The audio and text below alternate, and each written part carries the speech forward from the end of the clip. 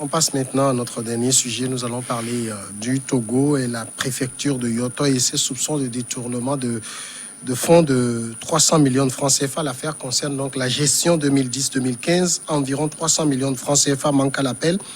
C'est ce qu'indique le journal L'Alternative dans sa parution en 902 du 1er septembre dernier. Le poteau rose a été découvert lors d'un audit mené par la Cour des comptes sur la gestion de la délégation spéciale donc de la préfecture de Yoto. En tout cas, selon le journal, le rapport de la Cour des comptes révèle non seulement de nombreuses irrégularités dans la gestion interne de la délégation spéciale de la préfecture, mais aussi lève le voile sur la mauvaise gestion des recettes. La Cour des comptes a noté qu'il y a eu, en tout cas des manquants, sur plusieurs dizaines de millions qui ont pris des destinations inconnues. On parle de 300 millions et on pointe, Adam Adjonou, la délégation spéciale. On a eu ces délégations spéciales pour plusieurs années, finalement. 18 ans. Il y a eu des désastres dans leur gestion. Oui, vous savez, c'est vrai que le rôle des journalistes, comme on le dit, on ne va pas refaire l'histoire. C'est réellement de pouvoir donc soulever. Ils sont comme des lanceurs d'alerte. Et lorsque nous prenons, en ce qui concerne le cas de Tablibo, puisque c'est la préfecture de Tablibo, où le président de la délégation spéciale... c'est la préfecture de Yoto, le chef-lieu c'est Tablibo. Oui. Il était décrié dans sa gestion. Parce que vous savez pourquoi son cas défraie la chronique ou a retenu carrément l'attention de la plupart de ces populations. Parce que vous savez, c'est une région qui regorge aujourd'hui pas mal d'industries extractives. Et ce que rapportent aujourd'hui les industries extractives dans la gestion des communes, on les connaît. C'est public. Et il y a toujours, disons, c'est toujours noté c'est public d'ailleurs même, puisqu'il y a d'autres pesanteurs qui permettent réellement à celui qui veut faire des recoupements de pouvoir les faire aisément. Parce qu'au niveau de l'ITUE, souvent, qui fait aussi des audits et qui reverse ce que les gens ont reversé sans pouvoir prendre part au niveau de la gestion de comment ces fonds-là sont gérés. Et ça, je pense que pour la première fois, d'ailleurs, même une fois où il y avait eu une rencontre organisée par le ministère de l'administration territoriale, c'était à Agora Senghor, la question s'était aussi posée parce qu'il y avait toute tendance, parce que vous savez, la préfecture de Yoto, non pas de la préfecture de Yoto, c'est une préfecture où vous retrouvez carrément toutes les tendances. Il y a la politique qui s'invite dans la gestion de ces trucs-là, dont les gens essaient de révéler un certain nombre de choses. Vous verrez, le cas qui est très puissant, il y a le Parti uni qui est également là, il y a le Parti d'Abdevon, etc. aussi, qui est, etc. Donc ça, lorsque vous avez une préfecture en face comme cela, il faut faire énormément attention. Vous ne pourrez pas gérer les choses comme c'était... vous êtes dans une épicerie, comme nous l'avons constaté. Ailleurs, c'est vrai qu'on peut encore les voiler, étant donné que vous avez un même regard sur les acteurs politiques en place. Donc, même aujourd'hui, lorsqu'on cite le cas de Yoto, je pense que c'est toute la délégation spéciale qui était entre-temps décrite lorsqu'on devait donc revenir sur la question. Et le ministre en temps avait fait une sortie qui voulait quand même que les gens déposent, etc. Des trucs. On n'a pas vu réellement cela d'un bonheur où carrément les gens sont résignés à ne pas le faire, etc. Mais aujourd'hui, je pense tel que la question est posée. Et si réellement, je pense que le ministère ou carrément l'institution chargée lui a plus ça aussi, qui, je dis, a également les soucis, on se demande quelle est l'institution qui peut aujourd'hui s'organiser à demander à cette délégation spéciale, pas seulement de la préfecture de Yoto, c'est parce que c'est le cas de la préfecture de Yoto, il y a la préfecture de Bassa avec Bandili, etc., d'autres préfectures également qui sont concernées. Leur cas n'a pas été dit, mais il faudrait quand même qu'on puisse retrouver réellement les traces, parce qu'on ne peut pas voir les présidents de délégations spéciales qui sont aujourd'hui sortis immensement riches. Les gens même narguent les gens dans les communes, d'ailleurs, même parce qu'ils sont revenus, etc. Et ça, je pense qu'il faudrait quand même que l'EA+A ou l'institution chargée de pouvoir donc appeler alors toutes ces délégations spéciales de présenter un cahier de charge clair pour que la population sache réellement à quoi on servit ces fonds-là. Vivien Tomi, ici, il s'agit surtout des transferts de recettes de l'OTR vers la délégation spéciale de la préfecture de Yoto à l'époque, parce que Adam l'évoquait, c'est une région où il y a beaucoup d'industries extractives, et quand ils payent ce qu'ils doivent à l'OTR, une partie est reversée à la préfecture. C'est l'ancienne délégation, parce qu'elle n'est plus là, a été un peu insolente avec la gestion de ces fonds. Vous savez, comme il n'y avait pas assez de contrôle, on pouvait faire n'importe quoi. En réalité, la bonne gouvernance exige un compte public de la gestion de tout ce qui concerne nous tous. Alors, c'est aujourd'hui, effectivement, que beaucoup se rendent compte qu'il y avait eu des malversations dans cette zone, mais on a remarqué que déjà les tensions qu'il y avait eu dans la préfecture avaient quand même cette cause. On est dans une préfecture où on extrait beaucoup de minerais, mais en même temps, on est très pauvre. On est dans une préfecture où chaque jour, on respire la poussière du ciment, mais les bâtiments scolaires sont rares. On est dans une préfecture où on devrait bénéficier, ne serait-ce que sur le plan des villes et des villages, des atouts du sous-sol, mais on a comme l'impression que on est juste la vache laitière, on tire et puis après le lait s'en va et s'envole pour d'autres destinations. Aujourd'hui, ce qu'il faut mais ça, c'est pas tant la faute des autorités, parce que vous avez une délégation spéciale où, par exemple, l'OTR a fait son travail de reverser ce qui revenait à la préfecture, et c'est ceux qu'on a placés à la tête, qui parfois sont issus du milieu, qui ont été... Mais justement, parfois la pluie. Mais justement, il faut nuancer. Ce n'est pas la faute aux autorités fédérales ou de l'État, mais c'est la faute aux autorités locales. Et l'autorité fédérale aussi ou de l'État a aussi une responsabilité. Du moment dans le contrôle ou du moment où le gouvernement a l'obligation de faire un suivi, de savoir que dans les préfectures, les choses se gèrent très bien. Parce que quand on dit qu'il y a eu détournement de 300 millions de francs CFA entre 2010 et 2015 dans la préfecture de Yoto, mais la première personne qu'on va indexer, c'est bien le président de la délégation spéciale de Yoto, mais en même temps aussi le pays, c'est le Togo, donc M. Fournier-Singbe sera également concerné, puisque vous êtes au pouvoir, vous êtes les chefs, vous êtes censé savoir que tout se passe bien, puisque vous avez vos services de renseignement, vous avez les ministères et les services décentralisés. Alors aujourd'hui, le problème, c'est que à partir de ce qui s'est passé à Yoto, on peut aisément se poser la question de savoir qu'est-ce qui se passe dans toutes les autres préfectures. Aujourd'hui, si vous prenez les péages qui sont installés un peu partout, il y a une partie qui revient aux préfectures. Et aujourd'hui, ça doit être maintenant les communes qui devraient les gérer. Si on prend les nombreux marchés que regorge le pays, les préfectures ont effectivement une partie des tasses qui revenaient. Maintenant, c'est le tour des communes. Alors, 300 millions, c'est ce qu'on a su déceler. Ça veut dire qu'il pouvait en avoir plus. Sauf que moi, c'est la période qui ne me plaît pas tellement, parce que 2010-2015, ben, on aurait pu continuer aussi jusqu'à au moins 2019. Puisqu'il y a la possibilité d'avoir les cahiers de comptes. Peut-être on va passer à 600 millions. Oui, il y a la possibilité d'avoir les comptes pour les années passées, jusqu'en 2019 au moins. Pour 2020, peut-être ce sera en 2021. Aujourd'hui, il faut saluer le travail qui a été fait par la Cour des comptes, que j'avais critiqué pour le fait que d'abord on observait un silence, on fait des élections et la Cour des comptes... sauf erreur, n'a jamais dit publiquement, voici notre rapport pour ces élections passées, tel candidat a utilisé telle somme.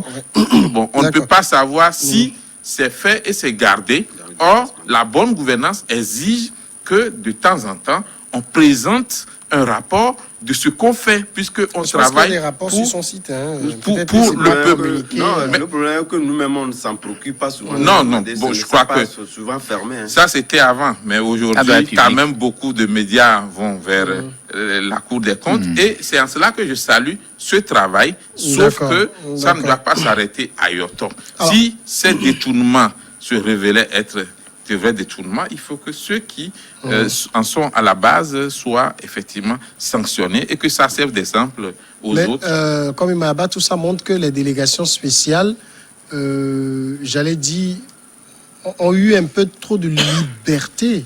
Ouais, en fait, la liberté même qui a pris la forme du libertinage. Parce que vous savez, et moi je le disais, parce que quand vous regardez un peu dans la gestion de ces, enfin, des présidents de délégations spéciales, à l'époque qu'on appelait, que l'on était président de délégation spéciale, c'est ça, non? C'est ça. Donc je crois que après même qu'il y ait ce changement, on parlait de l'élection locale, après leur départ, avant qu'ils ne quand même laisse le plancher, devait quand même présenter des rapports. Ouais. Non, un rapport a été fait. Ils l'ont fait. Toutes les délégations ont fait des rapports. Ont été obligés par le gouvernement de faire le rapport. Aujourd'hui, c'est de Yotor. Peut-être qu'il faut voir si le rapport est vrai. Justement, ça c'est autre chose. C'est ça aussi la question. Donc aujourd'hui, il faut faire l'audit. Présentement, nous sommes en train de parler, c'est un supposé détournement, puisque ça a été cité. En tout cas, il y a près de 300 millions qui manquent à l'appel. On ne retrouve pas ça dans les... Voilà, maintenant, c'est passé où dans le rapport, il faut que la structure en charge même d'illiciter le dossier puisse quand même s'évectuer pour qu'on puisse retrouver les traces même des 300 millions. C'est ça qui est important. Il ne faut pas que, nous parlions après, ça reste dans les éteignoirs. C'est pas bien. La Cour des comptes a déjà révélé, il faut quand même qu'on retrouve les coupables. Où est allé l'argent? Il faut quand même qu'on puisse nous situer. Si ça a été destiné pour une réalisation d'une œuvre, qu'on explique. Dans tous les cas, il faut la... S'il y a une œuvre, c'est qu'on l'aurait trouvé. Si on ne trouve même pas les traces. Oui, le grand problème... Donc, je vais terminer. Oui. Donc, vous voyez que déjà, cette délégation, cette Cour des comptes aujourd'hui, nous sommes en train de lui jeter des fleurs, parce que de la jeter des fleurs, parce que déjà, ce dossier qui est sorti, prouve que c'est une Cour des comptes qui était taciturne, qui ne faisait rien. À l'époque, les gens décriaient, mais c'est une Cour qui n'était pas active. Maintenant, non, ce n'est pas d'aller. Non, en principe, des rapports, quand vous faites des rapports doivent être communiqués. Ce n'est pas, en fait, non, là, c'est là sur le site, le rapport. Oui, mais c'est nous qui... Non, chaque institution a le devoir de communiquer sur ses activités au niveau de la site. Vous allez sur le site, tu peux aller. Les rapports sont là. Vous allez au niveau de les rapports sont là. Ça, on ne refuse pas. Il faut publier les rapports. Il faut reconnaître que non, il faut reconnaître que, comme je vais t'aider, il faut reconnaître que jusqu'à un passé récent, il n'y avait même pas de publication de rapports sur le site. Ça a commencé, ça fait pas longtemps. Ça fait pas longtemps. Oui. Ça fait combien d'années que ça a commencé? Non, moi, la Cour des comptes a commencé par publier ses rapports. D'abord même, le site internet de la Cour des comptes date de quelle date? Je vous dis, quand les gens même ont commencé par critiquer la Cour des comptes était obligée même d'amener charge de communication là-bas justement pour permettre aux gens et maintenant les choses, c'est pourquoi on dit que les choses sont améliorées. Adam, c'est pourquoi on dit, c'est pourquoi nous félicitons la Cour des comptes pour son travail aujourd'hui. Et c'est de ça que nous avons besoin. Nous n'avons jamais dit que la Cour des comptes ne travaille pas. Mais il faut pas ce qu'on le dit. On félicite la Cour des comptes pour ce travail fait. Et on aimerait que ça continue dans ce sens-là. Oui, je vais terminer. Donc, je parlais, puis on est en c'est un débat. Je dis que actuellement, c'est vrai que ce détournement-là de 300 millions, sans trace, il va falloir qu'on sache où est parti cet argent-là. C'est parce que c'est de ça il s'agit. Il ne faut pas peut-être faire comprendre qu'il n'y a pas 300 millions, il y a 300 millions qui manquent. Et après, on ne sait pas d'où est parti l'argent. Donc, je crois que la structure... Chaque institution a son travail. Oui, la structure qui est chargée de porter la lumière sur les 300 millions puisse nous montrer clairement où sont passés les 300 millions. Ce qui est sûr, ce n'est pas la seule préfecture qui est concernée. Il y a d'autres préfectures aussi. S'il faut faire des audits, vous allez trouver des situations monstres par rapport à la gestion de ces communes, de ces préfectures-là. Et je crois que le temps leur a sonné pour que chacun puisse quand même nous dire qui a été fait, qui a fait quoi, en quel moment et pour qui. Oui, vous savez, lorsqu'on parle des rapports, je pense que nous, populations, je ne vais même pas indexer seulement les journalistes, nous n'arrivons pas à apprécier à la hauteur de ces souhaits les institutions pour le travail qu'ils font. Tout simplement parce que nous ne nous y rapprochons pas. Sinon, sincèrement, ce que je vous dis, ce n'est pas récent en parlant réellement de la Cour des comptes. La Cour des comptes n'a jamais caché de rapport. On ne dit pas qu'il a caché, la Cour des comptes a caché. Mais maintenant, revenons donc à ce présumé détournement dont vous pensez. Je pense que lorsque vous indexez carrément le président de la délégation spéciale de cette préfecture-là, il est très confiant, il est très très confiant sur sa gestion des choses. Mais lorsque je me rappelais, c'était l'ancien président du groupe parlementaire du CAR, qui essayait vraiment essaie carrément d'indexer les journalistes qui ne font pas réellement leur travail sur cette préfecture. Lui l'a toujours dit. Mais lorsque vous posez la question au président de la délégation spéciale, il vous dit, vous venez, que lui l'a tout. Il vous présente là. Mais de l'autre côté également, n'oubliez pas que nous avions parcouru carrément au niveau du Togo, lorsque vous prenez surtout ces routines-là qui sont versées, et carrément, avant même, il y a même des choses qui sont faites directement par ces instituts administratifs qui se trouvent dans les préfectures, qui ne sont pas forcément reversées au niveau de l'OTR, avant même d'être retournés, ils le font directement. Et ça existe. Et nous ne nous intéressons pas à ces sujets-là pour la plupart du temps. Nous préférons, ceux qui sont morts, qu'est-ce qu'ils sont morts, qu'est-ce qui est arrivé, etc. Or, il y a de vrais sujets sur lesquels nous devons réellement débattre et aller, parce que rien n'a occulté. Lorsque je vous dis, le gars, au niveau ça de vous a dit quelque part pour revenir il y a même une bonne collaboration avec les médias. Il y a aussi des intermédiaires la plupart du temps qui interviennent dans ces aspects de choses-là, parce que il n'y a pas seulement qu'au niveau de ce que l'auteur devait retourner et à ces collectivités-là, etc., qui sont détournées. Il y a des intermédiaires d'habitude qui essaient quand même de s'accaparer, où le président de la délégation, souvent, n'a pas les motifs réels pour expliquer la plupart du temps là, ces lignes-là qui ne sont pas là. Il peut réellement dénoncer. Étant donné que, je vous dis, le gars, il est très confiant, il dit, il n'y a même pas un seul centime que lui bouffe dans tout ça là. Moi, j'ai eu quand même un jour à pouvoir échanger avec lui. Mais le gars l'ancien président du CAR, qui lui est farouchement contre le fait que les journalistes ne s'intéressent pas à cette préfecture-là, où des milliards sont la plupart du temps détournés. Donc moi, je pense qu'il faudrait, comme le chef de l'État l'a dit, lors de sa campagne, il va mettre sur pied une brigade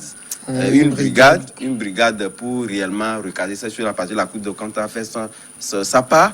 Il ne lui appartient pas de poursuivre les gens, c'est pas du tout son rôle.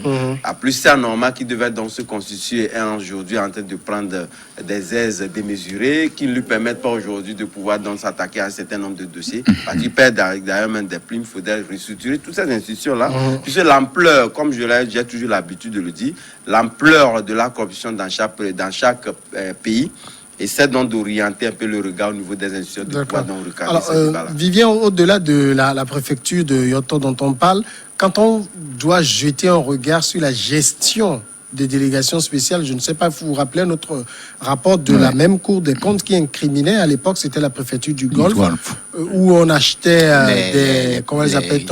des poignées de porte, en tout cas des millions. Vous savez, au Togo, nous sommes habitués. Les poignées se gâtaient tout le temps. Au Togo, nous sommes habitués depuis les années de la conférence nationale souveraine à écouter des choses qui, des fois, font rire. Par exemple, on a acheté Ablo à 5 millions ou avec du piment à 3 millions et Kanami ou bien un poisson à 6 millions. Bon, bref, c'est pour rire. Mais en réalité, le problème, c'est que nous avons quand même des difficultés à faire de la bonne gouvernance au niveau local aussi. Parce qu'on sait que peut-être que c'est une réalité. Ça, c'est un problème de personne, parce que l'argent public, c'est l'argent public. Oui, mais justement, maintenant, vous êtes mis là-bas, c'est pas pour prendre les gens pensent que les médias ne s'intéressent pas tellement à la gestion au niveau local, que ils peuvent se permettre n'importe quoi. Alors que jusqu'à la tête de l'État, juste quand 5 millions ou 50 millions vont disparaître, à peine 2 minutes après, c'est étalé à la place publique. Aujourd'hui, le travail qui doit être fait ou qu'on doit continuer, c'est essayer de revoir effectivement la gestion, pas seulement au niveau de quelques préfectures, mais de toutes les préfectures. Et je crois que le ministre de l'administration territoriale, au nom du gouvernement, avait demandé un compte financier en bonne et due forme. C'est-à-dire explication des dépenses, ainsi de suite. Ce n'est pas encore tard. Il faudrait qu'une commission spéciale puisse vérifier effectivement ces comptes, ou que la Cour des comptes, qui a la possibilité et les moyens nécessaires pour pouvoir faire ce travail, puisse vérifier aussi les comptes fournis par toutes les délégations spéciales et surtout aussi de la prévention. C'est-à-dire qu'aujourd'hui que nous avons les mairies, il faudrait que l'État aide les mairies à pouvoir faire régulièrement et d'une façon claire et nette les comptes de l'État pour qu'on n'assiste plus à ces genres de choses. Je ne peux pas comprendre que en 10 ans ou bien en 5 ans, Et c'est en 5 ans. continue pas faire disparaître des dizaines de millions au même moment et que les écoles qui sont à Tabligbo ou dans toute la préfecture de Yoto se retrouvent sans du matériel, sans de l'équipement et qu'on assiste encore à des pénuries dans les centres de santé. Alors aujourd'hui, je crois que la responsabilité est partagée. On ne dit pas, parce que la Cour des comptes a été claire dans son rapport, la Cour des comptes n'a pas encore dit que le président de la délégation spéciale a détourné 300 millions. Mais la délégation spéciale n'arrive pas à justifier les 300 La millions. délégation spéciale ne donne Quelqu'un pas... est forcément coupable, le président est le premier responsable. Oui, bon. Donc maintenant, la présomption d'innocence est défendue dans notre pays, ce qui fait qu'il faudrait que la justice se saisisse de cette affaire, que la justice se saisisse de cette affaire, effectivement, que les premiers responsables pendant cette période-là puissent apporter les éléments pour s'expliquer et qu'on retrouve effectivement les traces de ces 300 millions. Ceux qui auraient empoché ces 300 millions doivent être amenés à d'abord reverser cela au trésor public et ensuite aussi répondre de leurs actes pour que cela serve d'exemple à tout le monde. Comme Imayaba, on parle des délégations spéciales, mais est-ce qu'aujourd'hui, on est sûr, parce qu'on est passé véritablement à une autre étape de la décentralisation, est-ce qu'on est sûr que les communes, elles gèrent bien? Parce que moi, j'écoutais il y a quelques jours une affaire de 30 millions sur une commune qui fait déjà jaser. On est sûr qu'elles gèrent bien? Non, les habitudes ne sont pas rompues. Mais il y a quand même un mécanisme. Oui, il y a un mécanisme de suivi. Mais ça ne doit pas quand même être la même allure. C'est vrai qu'il y aura quand même un regard qui sera jeté vers ces mairies-là. Et on a même en principe dit que toutes les dépenses doivent être expliquer à la population locale chaque fois que... Est-ce qu'elle s'intéresse? Oui, il y a le conseil. Il y a ce conseil municipal. Vous parlez de nous, les journalistes. Non, il y a le conseil. En dehors du conseil, il y a aussi les populations regardent. Oui, c'est vrai, je parle de la population. Les conseils sont publics. Non, ce n'est pas ça que je parle. Je dis en principe la population même... La population même est censée même aller vers les mairies et demander même à n'importe quel moment les comptes au maire. Non, mais ça ne se fait pas. Ce n'est pas encore dans les mentalités. Pas au maire, mais à la mairie. À la mairie, en fait. À la mairie, au maire. Mais aujourd'hui, disons que la gestion, comme je le disais tantôt, elle est toujours dans cette allure-là. Mais je pense qu'il va falloir aller apprendre ou amener à ces maires-là, à ces écoles-là, ou à ces élus locaux-là, à cette école de la gestion de la chose publique et locale. Donc, au fait, ces ressources-là ne sont pas pour les maires, c'est pour la population locale. Non, les nouveaux maires ont été bien outillés sur ça. Oui, c'est de ça que je parle. Ils ont été outillés. En fait, 30 millions, ça concerne un nouveau maire. Donc... Là, le problème n'est pas d'être outillé, mais c'est qu'on prendre les armes de l'outil. On a 117 communes. Hein. Donc, je crois qu'aujourd'hui, ça se dit, et je pense qu'il va falloir forcément que ces maires-là, ou ces nouveaux maires-là, puissent quand même faire un transfert de la gestion au niveau même de leur base. C'est-à-dire actuellement, ce qui est marrant, les gens ne savent pas comment ça se gère au niveau de leur commune. Les taxes qu'on perçoit, ça va où? Ça, c'est pas la faute au maire. Hein. Oui, c'est ce que je dis. Mais les citoyens doivent aller. Maintenant, est-ce que ça se gère de façon efficiente? Comme cela se doit, je dis non, parce que quand vous regardez aujourd'hui, comme n'est pas la preuve. Oui, comme Samuel le disait tantôt, quand vous regardez un peu dans certaines, je vais terminer. Dans certaines communes, vous avez vu comment ça a jasé par rapport à la gestion puisque certains élus locaux s'attaquaient à leur maire parce qu'il y avait une gestion opaque qui était assez. Il peut y avoir aussi des problèmes politiques. Oui, pour le moment, personne n'a énoncé un problème politique. À ce que nous sachions, c'est une question de gestion. Passer un mot rapidement. Oui, un moment, je pense que tel que la circulation est faite aujourd'hui au niveau de nos communes, le problème ne devait pas se poser parce que ça, il faut l'apprécier. Il y a les garde-fous, hein. Oui, sincèrement, ils n'ont pas la liberté. C'est des hommes qui sont là-bas, je vous signale. Oui, mais il y a les garde-fous. Au moment où vous mettez les barrières, il est difficile. Il y a le mécanisme. Nous sommes en face d'un sphère politique. Et le mécanisme. Si on détourne de l'argent dans les pays développés, c'est pas chez nous. C'est pas chez nous. Quel garde-fou. Il nous reste 3 minutes, c'est les nôtres. Maintenant, on va attribuer donc rapidement ces notes pour des personnalités ou des faits qui vous auraient marqué dans la semaine, négativement ou positivement. Et vous en justifiez. Vivien Tommy? Bon, c'est curieux, mais je n'ai pas de notes aujourd'hui. Je pense que... Tout s'est bien passé dans le Non, pays. pas tout. Mais je pense que je vais plutôt parler des travaux qu'effectue la société Ebomaf. Il y a trop de poussière. Et je crois que ce sont des professionnels. Il faudra essayer de revoir d'abord la question de poussière pour qu'à la fin des travaux, tous les riverains ne tombent pas malades. Et pourquoi pas envisager une déviation. Ensuite, la vitesse par rapport aux camions, je crois qu'il faut faire attention pour éviter... ils n'ont pas encore fini le travail, donc je leur donne 4% en espérant qu'ils vont améliorer aussi ce côté pour qu'on ne meure pas de poussière. D'accord. Comme Imayaba? Une note sur 10, je donne 4 et au ministère de l'administration territoriale.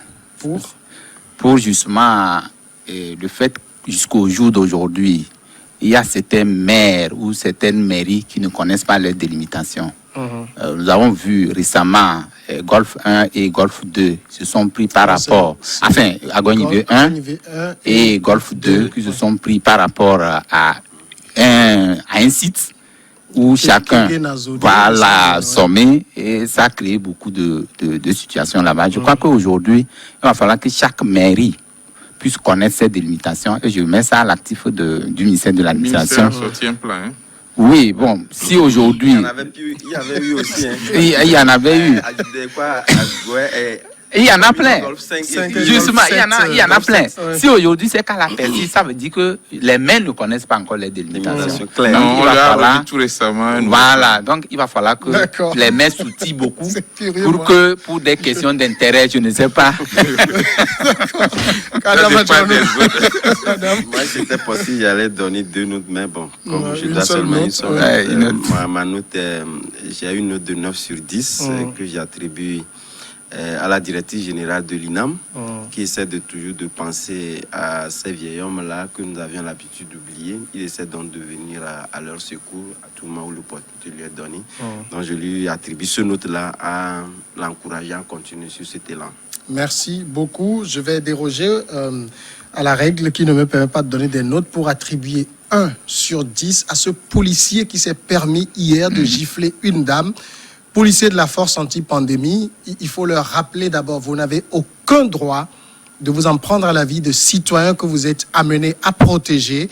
Même si elles ne portaient pas le masque, il faut faire de la sensibilisation, les verbaliser, gifler un citoyen, ce n'est pas permis et je pense que les autorités devaient sévir pour que ce policier fasse au moins 1 mois au NIOF pour apprendre à respecter les citoyens. Mais ceci dit, nous saluons donc le travail de tous ces policiers. Messieurs, dames, c'est la fin. Rappelez-vous de continuer d'appliquer les mesures barrières. Dans un instant, le journal sur New World TV et moi, je vous retrouve lundi.